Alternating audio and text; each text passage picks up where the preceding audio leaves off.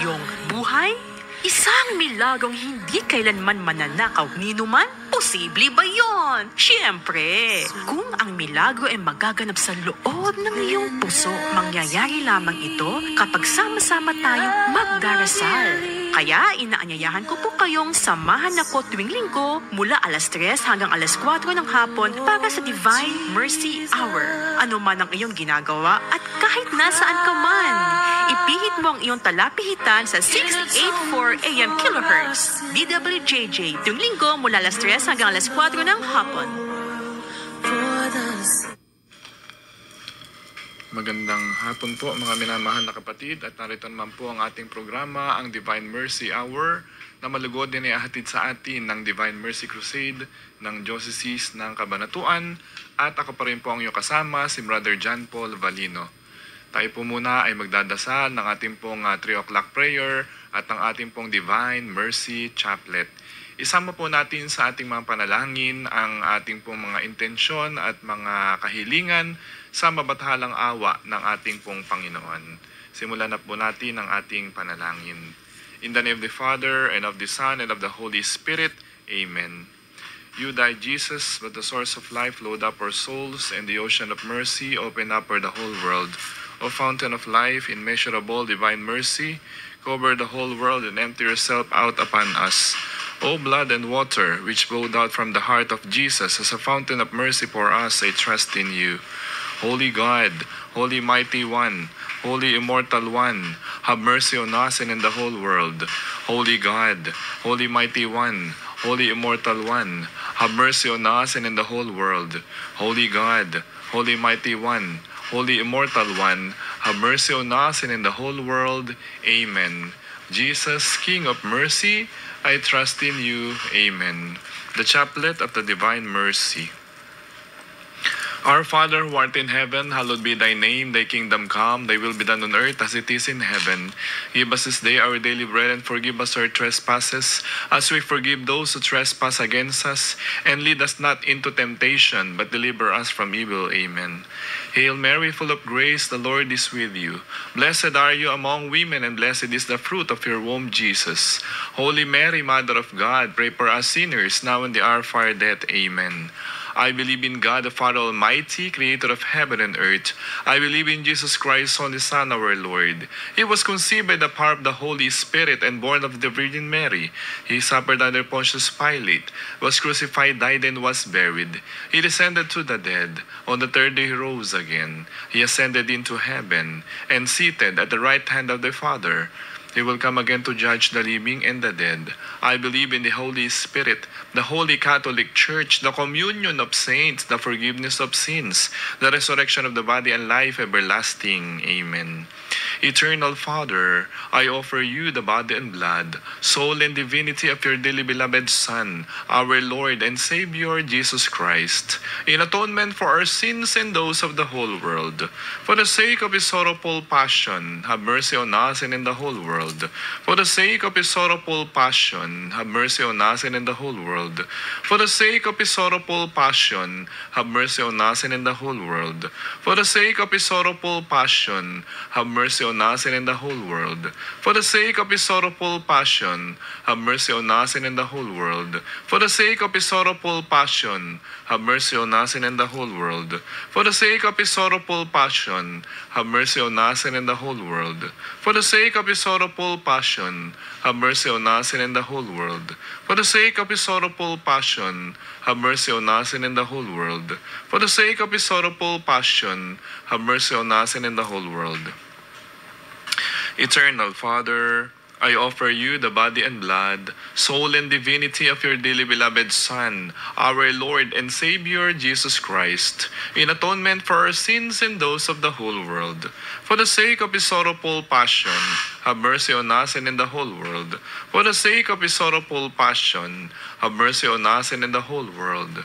For the sake of his sorrowful passion, have mercy on us and in the whole world. For the sake of his sorrowful passion, have mercy on us and in the whole world. For the sake of his sorrowful passion, have mercy on us and in the whole world. For the sake of his sorrowful passion, have mercy on us and in the whole world. For the sake of his sorrowful passion, have mercy on us and in the whole world. For the sake of his sorrowful passion, have mercy on us and in the whole world. For the sake of his sorrowful passion, have mercy on us and in the whole world. For the sake of his sorrowful passion, have mercy on us and in the whole world.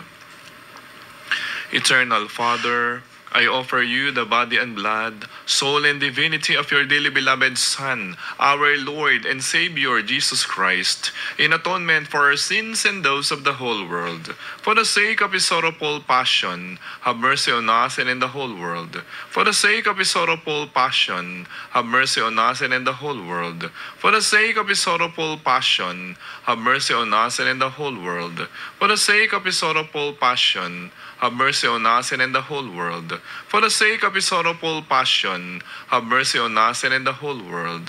For the sake of his sorrowful passion, have mercy on us and in the whole world. For the sake of his sorrowful passion, have mercy on us and in the whole world. For the sake of his sorrowful passion, have mercy on us and in the whole world. For the sake of his sorrowful passion, have mercy on us and in the whole world. For the sake of his sorrowful passion, have mercy on us and in the whole world. Eternal Father, I offer you the body and blood, soul and divinity of your dearly beloved Son, our Lord and Savior Jesus Christ, in atonement for our sins and those of the whole world. For the sake of his sorrowful passion, have mercy on us and in the whole world. For the sake of his sorrowful passion, have mercy on us and in the whole world. For the sake of his sorrowful passion, have mercy on us and in the whole world. For the sake of his sorrowful passion, have mercy on us and in the whole world. For the sake of his sorrowful passion, have mercy on us and in the whole world. For the sake of his sorrowful passion, have mercy on us and in the whole world. For the sake of his sorrowful passion, have mercy on us and in the whole world. For the sake of his sorrowful passion, have mercy on us and in the whole world. For the sake of his sorrowful passion, have mercy on us and in the whole world. For the sake of his sorrowful passion, have mercy on us and in the whole world. Eternal Father, I offer you the body and blood, soul and divinity of your dearly beloved Son, our Lord and Savior Jesus Christ, in atonement for our sins and those of the whole world. For the sake of his sorrowful passion, have mercy on us and in the whole world. For the sake of his sorrowful passion, have mercy on us and in the whole world. For the sake of his sorrowful passion, have mercy on us and in the whole world. For the sake of his sorrowful passion, have mercy on us and in the whole world. For the sake of his sorrowful passion, have mercy on us and in the whole world. For the sake of his sorrowful passion, have mercy on us and in the whole world. For the sake of his sorrowful passion, have mercy on us and in the whole world. For the sake of his sorrowful passion, have mercy on us and in the whole world. For the sake of his sorrowful passion, have mercy on us and in the whole world. For the sake of his sorrowful passion, have mercy on us and in the whole world. Holy God, Holy Mighty One, Holy Immortal One, have mercy on us and in the whole world. Holy God, Holy Mighty One, Holy Immortal One, have mercy on us and in the whole world. Holy God, Holy Mighty One, Holy Immortal One, have mercy on us and in the whole world. Amen. Jesus, King of mercy, I trust in you. Amen. In the name of the Father, and of the Son, and of the Holy Spirit. Amen. Muli po, isang napakaganda at maulan na hapon po sa ating lahat, mga minamahal na kapatid. At narito naman po ang ating pong programa, ang Divine Mercy Hour, na malugod na inihatid sa atin ng Divine Mercy Crusade ng Diocese ng Cabanatuan. At ako po rin po ang iyong kasama, si Brother John Paul Valino. At tulad po ng dati, tayo po ibabati sa ating mga masugid na mga taga-subaybay dito sa ating programa. Ang ating pong minamahal na si Daddy Elvin, si Mami Ruby, si Nanay Maria at si Ate Weng at lahat po ng mga kamag-anak po natin ay binabati po natin. At ganoon din po ang lahat ng aking mga kasamahan na mga guro at kawani ng Nueva Ecija High School at ating mga mag-aaral sa grade 9 STE at sa SPFL ay binabati po natin ang ating pong mga estudyante at kanila pong mga magulang na sumusubaybay sa ating programa ngayong hapon na ito. So maraming salamat, patuloy kayong sumubaybay sa ating pong programa linggo-linggo dito po sa ating pong Divine Mercy Hour. Alam niyo mga minamahal na kapatid, napakaganda po ng tema po natin ngayong hapon na ito. Ngayon po ay ika-14 na linggo sa karaniwang panahon. Kaya po yung suot po ng mga pari, kung kayo po ay magsisimba, ay naka-green na po sila ulit, no? Nayari na po yung marami pong mga kapistahan na ating po mga pinagdiwang sa ating simbahan. At ngayon po ay bumabalik na naman tayo sa ordinaryong panahon o sa karaniwang panahon. Ayan. So, ngayon ay maulan na, no? Maulan na kasi talagang tag-ulan na at pumapasok na naman yung mga bagyo, no, sa ating pong bansa.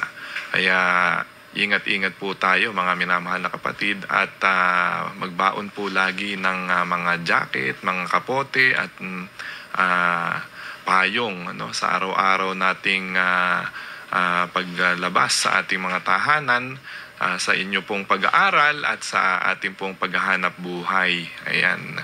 At talaga pong hindi na po natin maiiwasan ang climate change na nangyayari at nararanasan na po natin. Kaya patuloy po tayong manalangin sa Panginoon na tayo po'y laging maging ligtas sa ano pang mga sakuna na ating pong kalikasan, dahil hindi na po natin alam, hindi natin kontrol ang mga nangyayari sa ating pong kalikasan. Pero sa awa at tulong na habag ng ating pong Panginoong Diyos ay tayo po'y kanyang sasamahan sa araw-araw nating pamumuhay. So ngayon nga mga minamahal na kapatid, ang ating pong tema ngayon, yung pong trust in the Lord. No?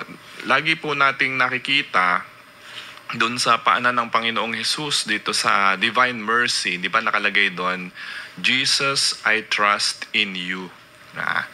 So napakaganda po na pagnilayan po natin po yung kataga na iyon. No? Jesus, I trust in you.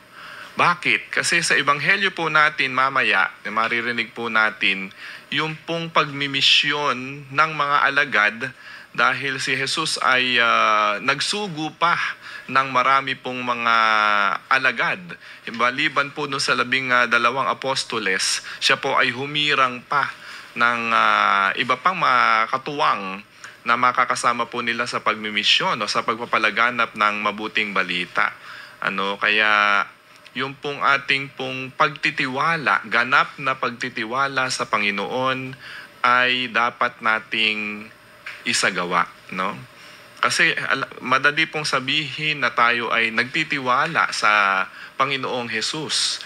Ngunit pagka dumating na yung mga pagsubok, yung mga problema, mga pasakit, mga suliranin sa araw-araw po nating buhay, mabilis po tayong naggugupo. Ibig sabihin, mabilis tayong napanghihinaan ng loob. Kasi kuminsan ganun po tayo, Pagka sa oras ng kagipitan, doon nasusubok yung ating pong katatagan sa ating pong pananampalataya sa Panginoong Hesus. Sa oras ng kagipitan, sa oras ng pangailangan, sa oras ng mga problema, ay doon tayo nasusubok at nalalaman kung hanggang saan yung ating pong pananampalataya at katatagan sa Panginoon. Yung ating kapit sa Diyos. Doon po nasusubok yon. Hindi po sa gitna ng kasiyahan, hindi po sa gitna ng kagalakan at walang problema, Yun po, mas nasusubok po yung pananampalataya natin kung dumaranas po tayo ng mga pagsubok. At tandaan po natin kung tayo dumadaan sa mga pagsubok, ito po ay normal lamang. Dahil kung tayo ay tunay na alagad ng ating Panginoong Hesus, sigurado at sigurado ako, katulad po ng sinasabi ko nung nakakaraang mga linggo sa ating mga pagninilay, ay talagang makararanas po tayo ng mga iba't ibang mga pagsubok sa buhay po natin. Ano? Dahil si Jesus nga mismo at yung mga apostoles, ganun nga po ang mga nangyari sa kanila pong buhay. Dahil sa pagsunod nila sa Panginoong Jesus, ay katakot-takot na mga problema, mga suliranin sa kanila pong pagmimisyon, yung pong kanilang naranasan sa buhay nila. No? Hanggang sila ay magpakasakit na rin at bandang huli patayin na rin, no? At ipapatay dahil sa kanilang paninindigan sa pananampalataya sa ating Panginoong Jesus. At siguradong-sigurado ako na kung kayo ay sinubok at kayo ay nagtagumpay sa mga pagsubok, ay may reward ang Panginoon na kagalakan sa langit ang ibibigay po sa atin. At kung hindi man tayo makasama ng Diyos sa kabilang buhay, ay siguradong dito pa lamang sa lupa dahil sa ating pagsunod, marubdob na pagsunod sa kalooban ng Diyos, ay siguradong-sigurado po ako na gagantimpalaan po tayo ng siksik, liglig at umaapaw na maraming biyaya ang ibubuhos sa ating buhay dahil nga tayo ay consistent sa pagsunod sa ating pong Panginoong Jesus. No, yun naman po yung gantimpala na ginagawa po natin dahil nga may regalo, may grasya na naghihintay po sa atin. May biyaya na naghihintay po sa atin. May regalo ang Diyos na gantimpala sa mga sumusunod sa Kanya. Yan po ay Kanyang pangako na sinabi po sa atin. Kaya nga walang problema, walang suliranin na ibibigay sa atin ng Diyos kung hindi po natin kaya. No? Kung hindi natin kayang pasanin yung mga krus na binibigay po niya sa araw-araw. No? Pero pagka po tayo nabibigatan na, sabi ka ng Panginoon, andito lang siya upang sumama sa atin at tulungan po tayong ibsan yung pong mga bigat ng krus na ating dinadala sa araw-araw. No? Alam ko mahirap po ang ating buhay, mga minamahal na kapatid. Araw-araw, gigising tayo. Araw-araw, maghahanap buhay tayo para may makain ng ating pamilya. Araw-araw, bumabangon tayo. Araw-araw, nag-aaral tayo. At nagtuturo tayo. Araw-araw ay may kinakaharap po tayong mga pagsubok. Araw-araw po yan. Hindi po mawaglit yan. Hindi lilipas ang isang araw na hindi tayo makararanas ng mga suliranin at mga pagsubok at mga krus sa ating pong buhay. Kaya dapat po ay lagi tayong prepared, no? Lagi tayong handa na patuloy na magtiwala sa kalooban ng Diyos. Dahil sigurado ako na araw-araw na ginawa ng Diyos, kumikilos po ang Espiritu Santo na sa ating pong buhay ay makasama tayo. Dahil nga siya yung nagbibigay ng kalakasan, nagbibigay ng katatagan sa atin. Kaya dapat pala sa umaga pa lang, mga minamahal na kapatid, ay nagdadasal na tayo sa Diyos. No? Nagdadasal na po tayo na sana po, Panginoon, samahan niyo po ako sa araw na ito. Patnubayan niyo po ako. Pagkagising mo pa lang, dapat nagdadasal tayo. No? Kasi nga, yung ating trust, yung ating pagtitiwala sa Diyos, ay ipagkaloob na natin, kausapin na po natin siya. First things first. Sa umaga pa lang, pagka nagising tayo sa madaling araw o sa umaga, magpasalamat na tayo agad. Magdasal na tayo sa Panginoon na pangunahan niya yung ating lahat ng aktibidad o gagawin sa araw na iyon. Kasi dapat ibigay na natin sa Kanya. Kasi hindi natin alam kung ano yung mga kakaharapin natin. Na mga ipagagawa niya at may mga suliranin na mararanasan tayo o ma-encounter natin sa araw-araw nating pamumuhay. Kaya mga minamahal na kapatid, iyon po ay napakahalaga.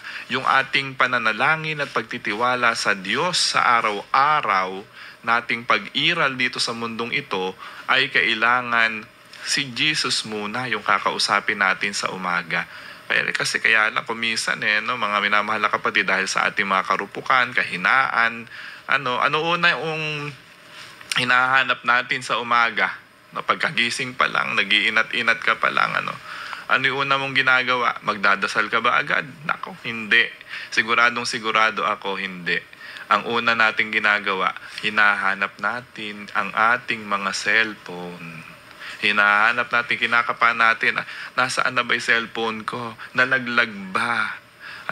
At kung may mga internet sa bahay, titingnan kung marami bang nag-like, marami bang nag-share, nag-view doon sa ating mga videos at sa ating mga pinost doon sa ating Facebook at sa ating mga social media, no? Yun po yung lagi natin tinitingnan, yung ating pong yung mga baka marami na baka may nag-comment o baka may nag-message sa akin, baka may nag-text ba sa akin. Yun po yung lagi natin ginagawa. Imbis na tayo magdasal, imbis na pagkagising pa lang natin magpasalamat tayo sa buhay na binigay sa atin ng Diyos sa araw na ito, hindi. Ano yung ginagawa natin? Imbis na tayo magpasalamat, imbis na tayo ay magdasal na pagpalain tayo sa araw na iyon, ang una nating hinahanap, ang una nating iniisip, yung cellphone natin. Nasaan ba yung cellphone ko? Ano ba ang mga nakapost doon? May nag-share ba? May nag-like ba doon sa ating mga Facebook? Yung mga pinost natin. Yun yung mga iniintindi natin eh. Baka yung tinext mo nung gabi, hindi nag-reply agad, magagalit ka pa. Sasama pa loob mo. Nakatulog na rin pala, hindi ka na-replyan, no? So yun yung mga initial na mga na ginagawa natin sa umaga pa lang. Imbis na magdasal, magpasalamat sa Diyos, cellphone agad ang hahanapin, kakapain at hahanapin mo kung titingnan ko ano yung mga nakapost doon o yung mga messages mo. So yun yun may karaniwan na ginagawa po natin. Hindi naman masama yun. Siguro, secondary na lang po yung gano'n, no? Yung pagtingin. Kasi talaga nasa digital world na tayo, no? Hindi naman maiaalis yun na talagang nandito na tayo sa mundo natin na ganito, na kasama na natin yung mga cellphone at mga gadgets. Lalo na yung mga kabataan na hanggang madaling araw, puro cellphone ang inaatupag. Hindi na mapatulog nung kanilang mga magulang dahil nga nagpupuyat na kakapanood, kalalaro, o kung ano man yung ginagawa doon sa cellphone. Kaya yun. Kaya napaka dami pong hindrance yung pong technology. At marami rin namang naitutulong sa pagbilis ng buhay natin yung technology. Yung mga cellphone, mga gadgets po natin. Kaya lang may mga negative na mga impact, may negative na mga impact itong mga technology natin, no? Ano ba yon? Yun nga, hindi mo na makausap yun na personal yung mga anak mo, yung asawa mo, yung mga kaibigan mo. Imbis na kausapin mo sila personal, ite-text mo na lang, i-chat-chat mo na lang, tinan nyo na lang yung GC nyo, no? Mas convenient, mas instant yung ating pong pamumuhay sa ngayon. Kaya yung pagtitiwala sa Diyos, kuminsan nababaliwala. Alam nyo, naaalala na lang natin ng Diyos kapag may mga sakit ka na, may mga problema ka na, may mga suliranin ka na sa buhay, kapag kaala ka ng pera, naaalala mo si Lord, Lord, tulungan mo naman ako. Pero kung sagana yung buhay natin, naku po, hindi naaalala ang Diyos. Kaya yun po ay mali. Hindi po dapat ganon. Kailangan po ipaalala sa atin yung mga ganitong mga bagay, mga minamahal na kapatid. Ituwid natin, ayusin natin ang ating pamumuhay sa araw-araw.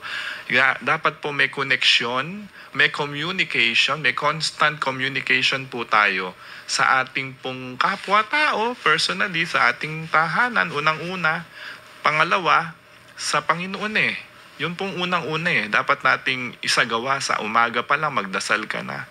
No, ipinapaubaya ko na Panginoon sa iyo lahat ng activities ko ngayong umagang ito. Ikaw na po ang bahala. Maraming salamat po sa kalakasan, sa buhay na pinagkakaloob mo sa akin at binuhay mo pa ako ngayong araw na ito.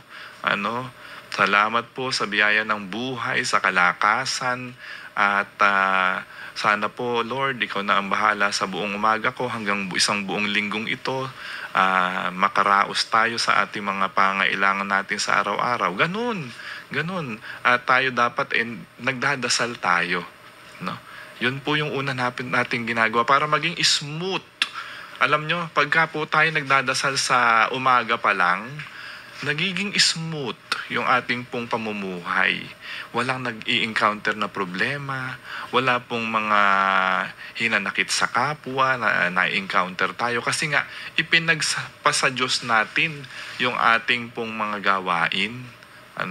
Kahit napagod tayo sa buong maghapon na pagtatrabaho, dahil nga ini-offer natin at inalay natin sa Diyos yung lahat ng ating activities at mga gawain, nagkakaroon tayo ng iba yung kalakasan. Dahil nga sinasamahan tayo ng banal na Espiritu. Sinasamahan tayo ng mga anghel. Sinasamahan tayo ng Diyos sa ating pong mga ginagawa. Kaya yun po mga kapatid, ang payo ko po sa inyo o sa ating mga televiewers at sa lahat ng sumusubaybay po sa atin ngayong hapon na ito, unahin natin ang Diyos sa umaga pa lang. At secondary na lang yung pagtingin natin sa ating cellphone. Kung may nag-message sa atin, unahin mo na God first. Sabi nga ni Yorme Isko, God first. Para lahat ng ating gagawin, maging smooth. Kaya nga napakaganda ng ating pong talakayan ngayon. At yung pong mensahe po sa ating ebanghelyo ay isasagawa po natin makalipas lamang po ang ilang patalastas.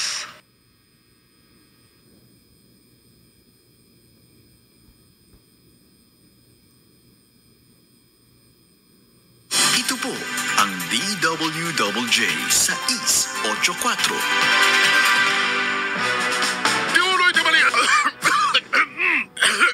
Nabitin, agtusiran forte, at daan iti total cough relief formula. Laban iti namaga, kinawan sa ding nga uyek. Gatel iti karabukob, panggep iti post-nasal drip. Kinsakit iti kakauyek. Tusiran forte! Unilabian. Dextromethorphan, HBr plus phenylpropanolamine HCl plus paracetamol is the generic name of Tusiran forte. If symptoms persist, consult your doctor. Good news, kabayan! The official website of Cellcore, www.cellcore.com.ph is now up.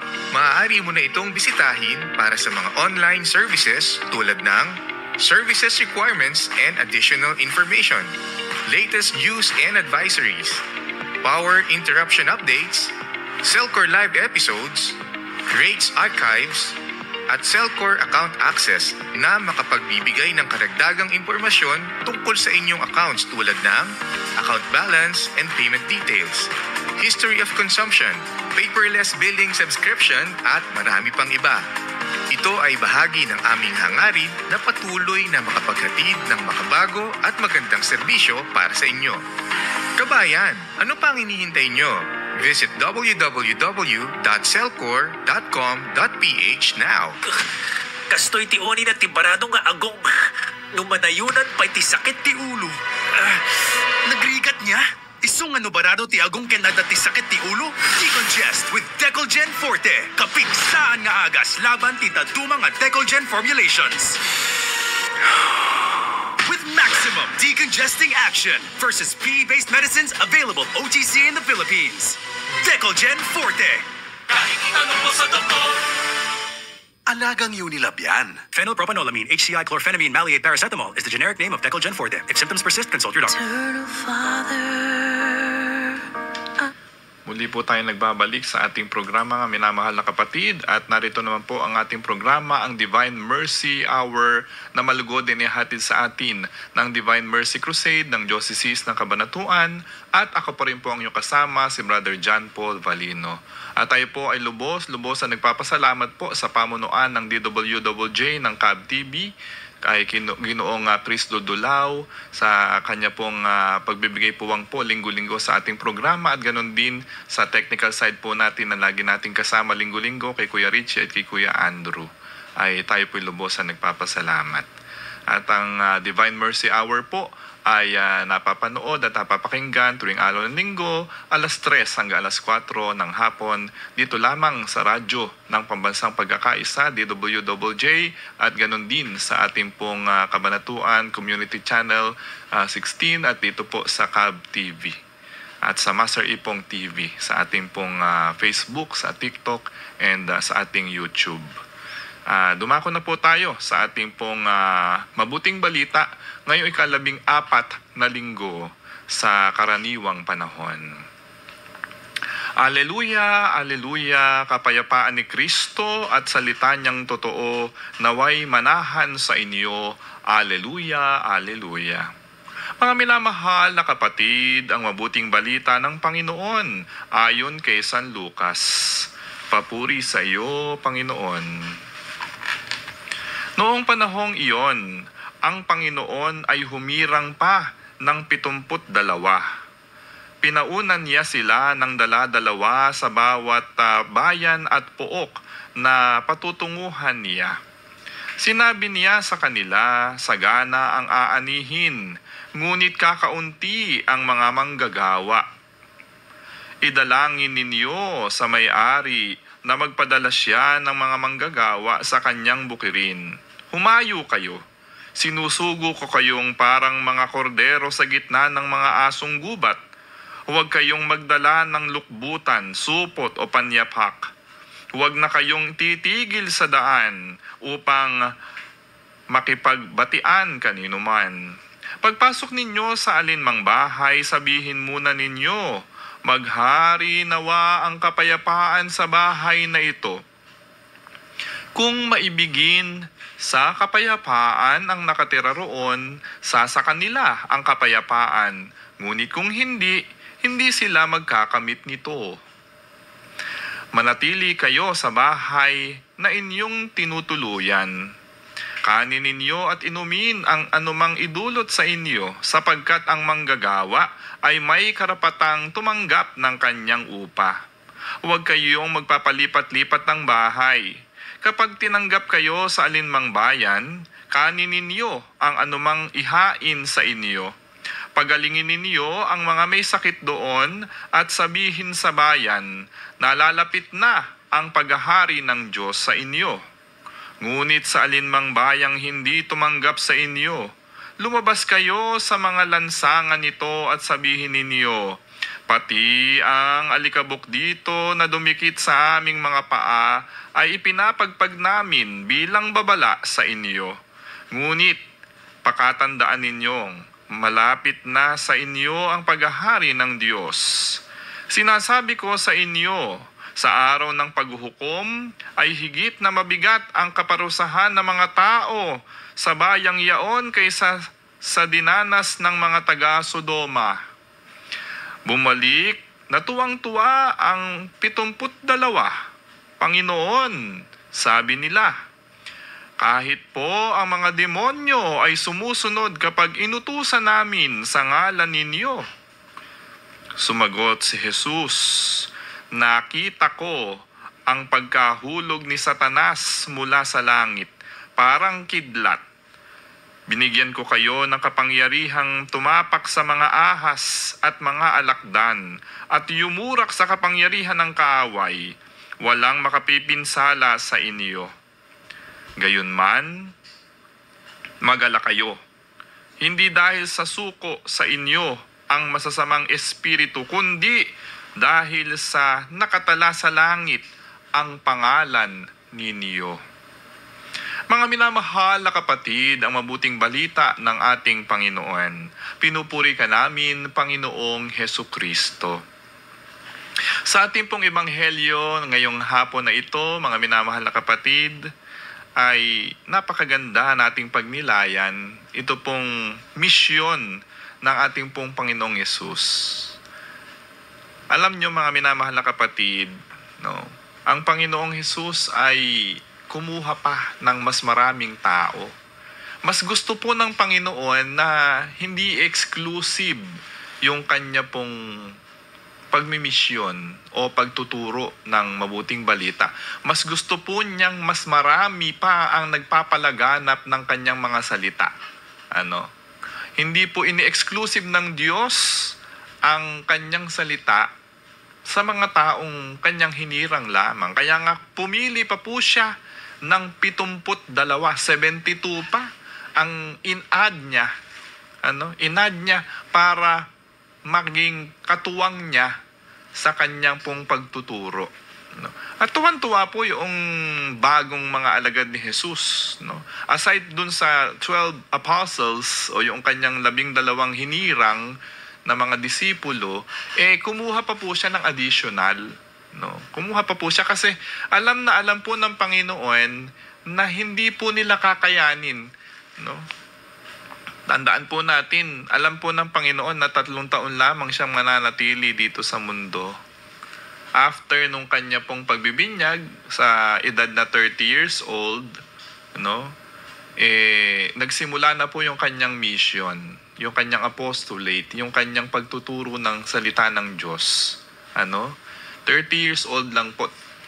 3 years lang po yung kanyang itinagal. Kasi yung pong nung siya'y pinanganak hanggang 30 years old, wala pong account doon sa Bible kung ano po yung nangyari sa kanya. Ang sinabi lamang po doon sa isang account, sa isang ebanghelyo, naging masunuri ng Panginoon, di ba? Noong siya ay 12 years old, naging kinalulog na ng Diyos at ng mga tao. Yun po yung huling tala sa buhay ni Jesus, 12 years old. And then, 30 years old nung siya po ay bininyagan na ni Juan Bautista at sunod-sunod na yung mga pangyari sa buhay ni Jesus. Naging busy na po siya. Humirang na nga po siya ng 12 alagad ng apostoles at nagsimula na po siyang magturo. Nag-ayuno muna siya, di ba? Nag-ayuno, tinukso ng diablo sa ilang. At pagbaba niya doon sa bundok na yon ay humirang na siya ng 12 apostles, 12 disipulo, So, yun po yung mga pangyayari sa buhay ng ating Panginoong Hesus. At doon sa ganap na na yun, na sa loob ng 3 years na iyon, hindi kakayanin ni Jesus na makaikot sa maraming lugar doon sa Israel, sa Jerusalem at sa lahat ng mga bayan na karating doon upang magturo at magpaliwanag tungkol sa kaharian ng Diyos. Ipalaganap yung mga salita ng Diyos sa kanyang misyon at maging Kristo, maging Mesiyas na tagapagligtas ng lahat. Na yung kanyang misyon na ibinigay sa kanya ng Diyos Ama, maipalaganap yung salita ng Diyos at yung kanya pong mga alagad ay kanyang maturuan at dumami ang umanib sa kanya pong simbahan na itinatag. Kaya nga po yun po mga kapatid yung naging buhay ng ating Panginoong Hesus. At yung pong 72 na additional na mga disipulo po niya na nabanggit po dito sa ebanghelyo po natin, ayon kay San Lucas, sabi nga po niya, saganang-saganang aanihin. Napakaraming tao na po yung sumusunod sa kanya at maraming tao na po yung nakakilala at tumanggap dun sa mga salita ng Diyos na kanyang itinuro. Kaya nga po sabi niya, saganang aanihin, ngunit kakaunti ang mga manggagawa, idalangin ninyo sa may-ari na magpadala siya ng mga manggagawa sa kanyang bukirin. Humayo kayo, sinusugo kayong parang kordero sa gitna ng mga asong gubat. Kasi, bakit niya nasabi yon? Sinusugo kayong parang kordero. Ano yung kordero? Tupa. Maamong tupa na nandiyan sa mga asong gubat. Ibig sabihin, yung kanilang mga tinuturuan, may mga asong gubat na siguradong naghahantay lamang na sila sunggaban, na sila magkamali. Yun nga po yung mga kalaban ni Jesus. Yung pong mga tumuligsa sa kanya, yung mga nagpapatay sa kanya. Kaya sabi nga, you cannot please everybody. Marami po tayong matututunan dito sa ebanghelyo ngayon. You cannot please everybody. Kahit na gumagawa ka ng mabuti, isang aral na mapupulot po natin dito sa ebanghelyo natin ngayon. Kahit na mabuti pa yung intention mo, yung ginagawa mo, sabi nga, yung isa na pagkakamali mo na naginawa sa kapwa mo, yun ang makikita. Yung 1,000 ginawa mong tama at mabuti, nabubura lahat yon kapag ka ikaw'y nagkamali. No? Ganun Ganun ang mundo na dapat nating itama. No? Nalilimutan na yung ginawa mong mabuti. Ginawa mong mabuti sa kapwa kapag ka ikaw ay nagkamali minsan lang. No? Burado lahat. Kaya unfair no? Nagiging unfair ang buhay. No? Isinusugo ko kayong parang mga kordero sa gitna ng mga asong gubat. Kaya ingat po tayo mga minamahal na kapatid. No? Kasi mahirap maging alagad ni Jesus. Mahirap. Pero dapat tayo nagsusumikap tayo sa araw-araw nating buhay na magtiwala kay Jesus. Magtiwala lang po tayo mga minamahal na kapatid. Hindi po tayo pababayaan ng Diyos. Kahit mahirap ang buhay, kasama natin ng Diyos. Ano pa po yung mga pangyayari dito? Marami po tayong magiging aral at matututunan. Sabi po ng mga alagad, pagka po kayo ay nagpunta sa mga bayan, sabi po ng Panginoon, huwag po kayong magdala anuman. Kahit na huwag kayong magdala ng supot, ng panyapak, huwag po kayong magdala ng kahit na ano. Huwag kayong magdadala ng pera. Ano ibig sabihin nun? Yung complete trust sa Diyos. Yun po hinihingi po sa atin. Kapag ka daw ikay naging alagad ni Jesus, yung complete trust mo sa Kanya ay ibigay mo. No? Dahil hindi tayo pababayaan ni Jesus. Kapag ka ikaw ay sumunod sa Kanyang kalooban, ikaw ay pagpapalain niya. Hindi ka mauubusan ng lahat ng pangangailangan mo, I tell you. Hindi Kanya pababayaan. Tinan mo yung mga pastor, tinan nyo yung mga pari, tinan nyo yung mga obispo, yung lahat ng mga alagad ni Jesus na sumusunod sa Kanya, nagutom ba? Hindi. Naghirap ba? Hindi. Bakit? Kasi nga, kasama natin ang Diyos. Dahil tinutupad nila yung misyon na ipinagawa sa kanila. Hindi sila nagutom, hindi sila nagkulang ng mga pangailangan. Sobra-sobra pa nga yung kanila pong pamumuhay. Di ba? Dahil nga dito sa ebanghelyo na ito, totoo yung mga sinabi ni Jesus dito. Na huwag ka nang magdala ng kung ano pa. Huwag ka nang magdala ng kahit na ano. Yan Pati yung blessing na sasabihin mo sa isang bahay kapag ka ikay nandoon Pagpasok ninyo sa alinmang bahay, sabihin muna ninyo, maghari nawa ang kapangyarihan at kapayapaan sa bahay na ito. Kung maibigin sa kapayapaan na nakatira roon, sa kanila ang kapayapaan. Ngunit kung hindi sila magkakamit nito. Manatili kayo sa bahay na iyon, na inyong tinutuluyan, kanin ninyo ang inumin ang anumang idulot sa inyo. Sapagkat ang manggagawa ay may karapatang tumanggap ng kanyang upa. Ayun huwag kayong magpapalipat-lipat ng mga bahay. Kapag tinanggap kayo, alinmang bayan, kanin ninyo at inumin, ihain ang ibigay sa inyo. Huwag kayong maging maselan. Minsan namimili pa yung mga magbe-bless ng bahay hindi ako makain ng ganun, maselan, yun nga pagka pinutuloy ka kung ano idulog sa iyo, di thank you. Kung kape lang, tubig lang, thank you din, di po ba? Hindi yung namimili. Kung minsan nga nahihiya na yung mga mga pari. Alam ko, danas na danas ko po ito. Yung pong, kasi may monthly mass po kami sa NES, no, sa Nueva Ecija High School. Ako po in charge doon, no, sa pagpapamisa, no.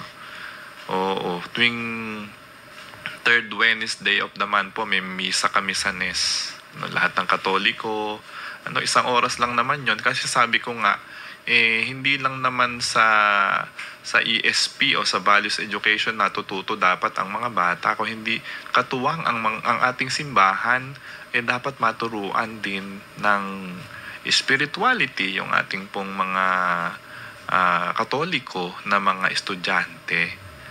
Pero sa ibang religion po, may mga pumupunta doon, may mga Muslim po kami mga estudyante, may mga born again po kami mga estudyante, may mga iglesia kami mga estudyante. Ginagalang po namin yung lahat ng relihiyon, no, sa aming paaralan. Kaya napakaganda na po sa Nueva Ecija High School ngayon, no, sa ating pong pangunguna ng aming bagong principal na si Ma'am Aurora T. Aguila, no, na talaga namang nagsusumikap na mapaunlad, mapaganda ang kalidad ng edukasyon sa aming paaralan. Napakaganda, napakahusay ng aming pong principal, no? Oo. Kaya ito, isa po sa programa po niya iyon na ibalik po ulit yung misa, banal na misa sa aming pong school, no, na nawala nung mga nakakaraang mga panahon. At iba po talaga yung may misa, no, sa school. Kasi minsan lang yung mga bata, kung minsan hindi na nga nagsisimba tuwing araw ng linggo. At least once a month ay nakakapakinig sila ng mga salita ng Diyos.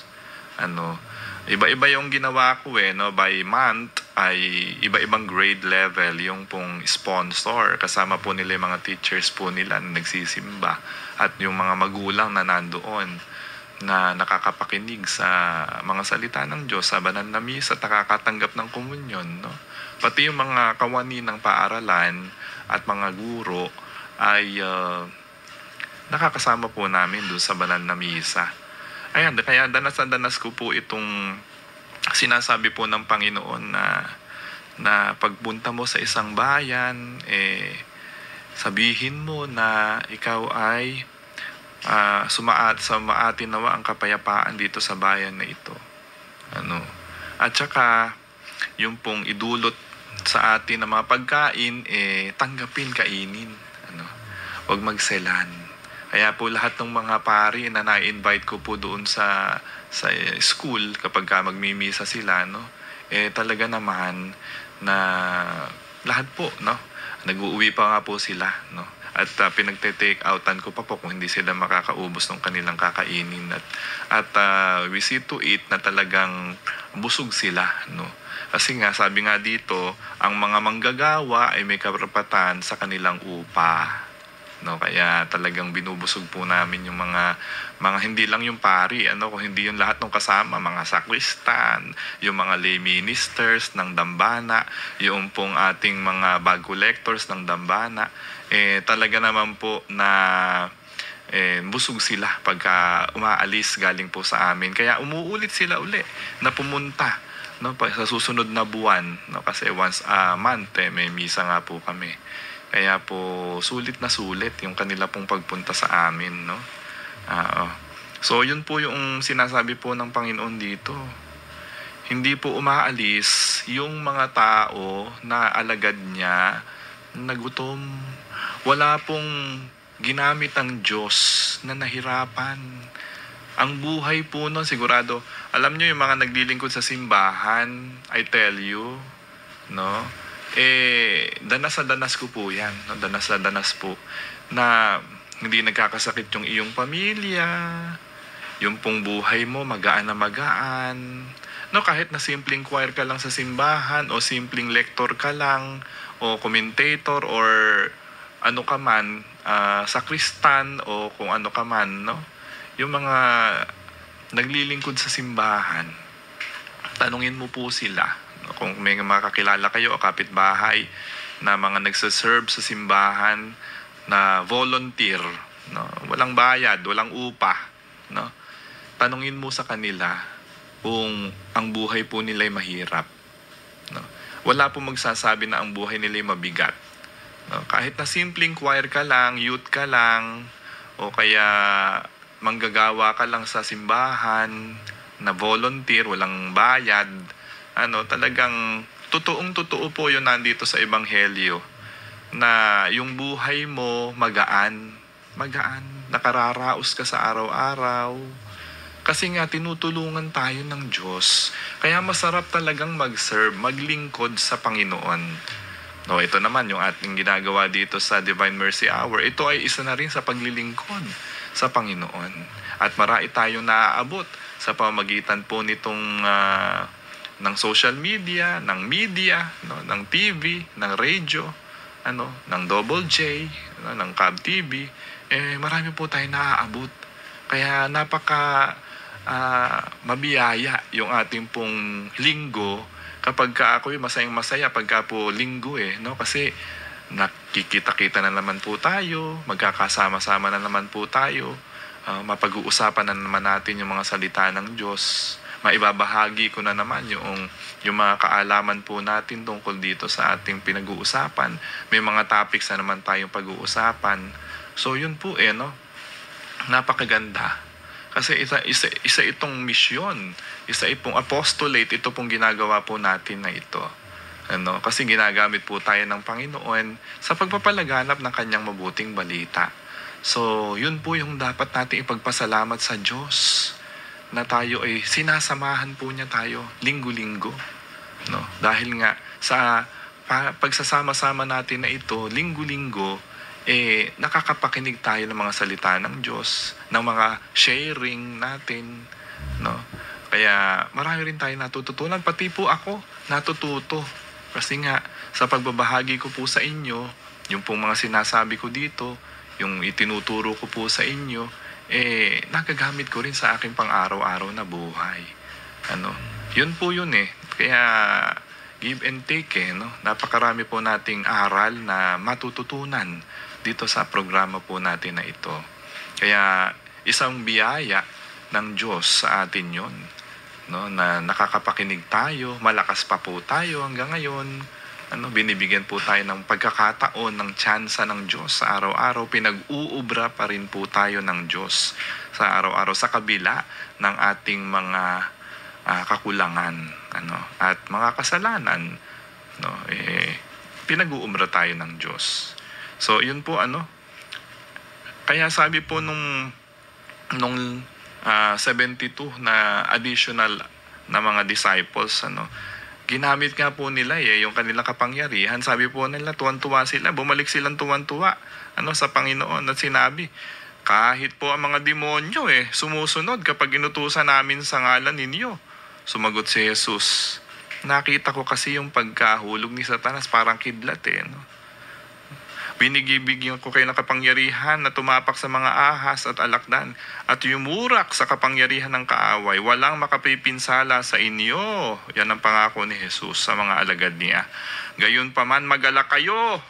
Hindi dahil sa suko sa inyo ang masasamang espiritu, kundi dahil sa nakatala na sa langit ang pangalan ninyo. Napakaganda. Alam nyo, yun ang pangako ng Panginoon sa lahat ng alagad niya Nakatala na sa langit ang ating mga pangalan. Nakatala. Kaya yun po yung promise niya sa atin. Kapag ikaw ay naglingkod sa Kanya ng buong puso, buong kaluluwa, naniwala ka sa kapangyarihan ni Jesus, nagpagamit ka sa Kanya bilang Kanyang alagad, nakatala na sa langit ang ating mga pangalan.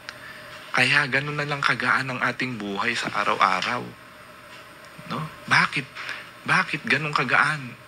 Dahil nga sinasamahan niya tayo sa araw-araw. Sa lahat ng ating ginagawa sa buhay natin, kasama natin palagi ang Diyos. Kaya tayo, magtiwala lang tayo sa Kanya. Hindi po niya tayo pababayaan.